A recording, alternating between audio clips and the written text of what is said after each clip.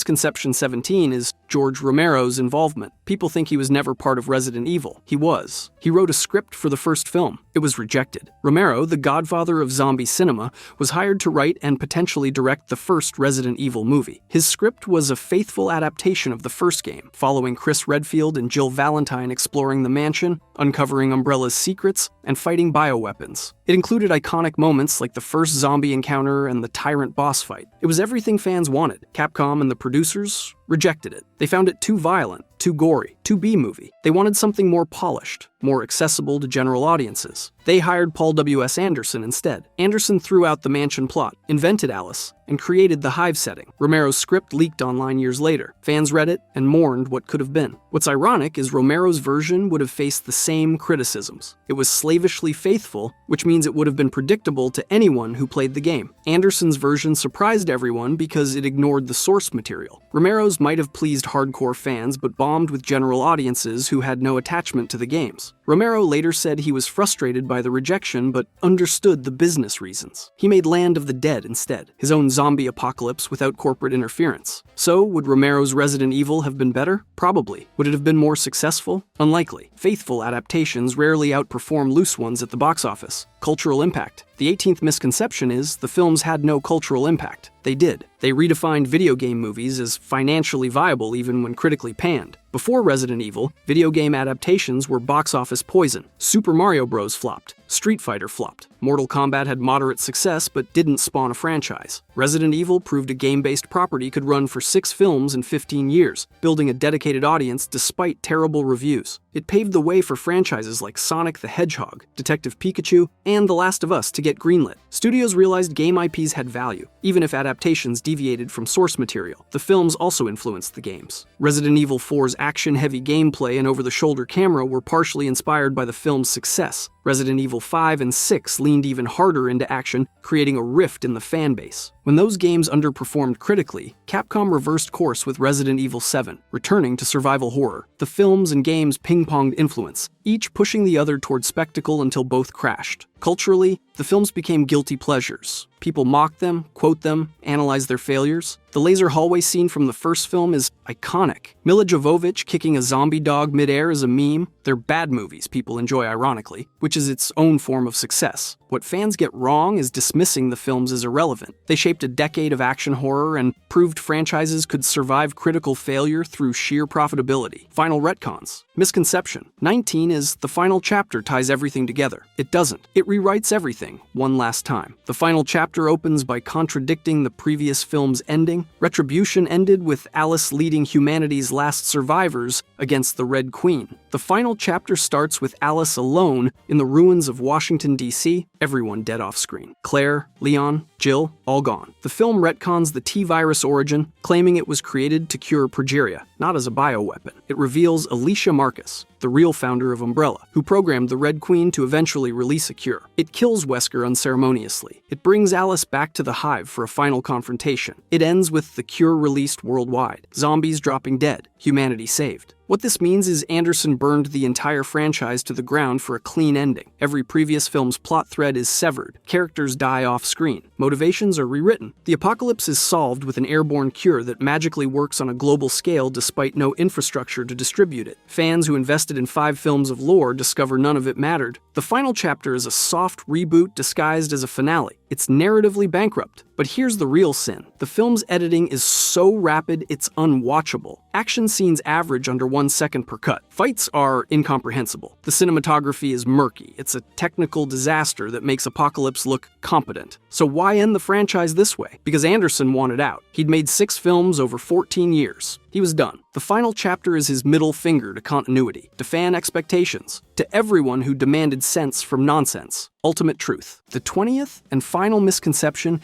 is these films could have been great. They couldn't. They were designed to be exactly what they are. Profitable spectacle that prioritizes accessibility over accuracy, action over horror, brand recognition over storytelling, integrity. Every misconception people have stems from expecting something the films never promised. Fans wanted faithful adaptations. Anderson made original action films wearing Resident Evil's skin. Critics wanted smart horror. He made dumb fun. Game purists wanted lore consistency. He retconned everything for sequel flexibility. Nobody got what they wanted except Anderson, who turned his wife into an action star and made over $1 billion doing it. The films are bad. They're also successful. Both things are true. They damaged the brand's credibility while expanding its reach. They disrespected the source material while introducing millions to the property. They're narratively broken and financially bulletproof. What people get wrong is thinking there's a right version of these films. There isn't. Every approach fails differently. Romero's would have been too faithful. Anderson's was too loose. Welcome to Raccoon City tried the middle ground and bombed. Resident Evil is cursed as a film franchise because the game's strengths don't translate to cinema. The slow burn tension, resource management, and environmental storytelling that make the games work require player agency. Remove that, and you're left with people shooting zombies in hallways. That's boring without spectacle. Add spectacle, and you lose the horror. The Resident Evil films are exactly what they were always going to be. Loud, messy, contradictory action films that borrow a game's name and nothing else. Expecting more was the real misconception. If you enjoyed this video and want to see every way to survive the first 90 days of a zombie outbreak, click the video on the screen.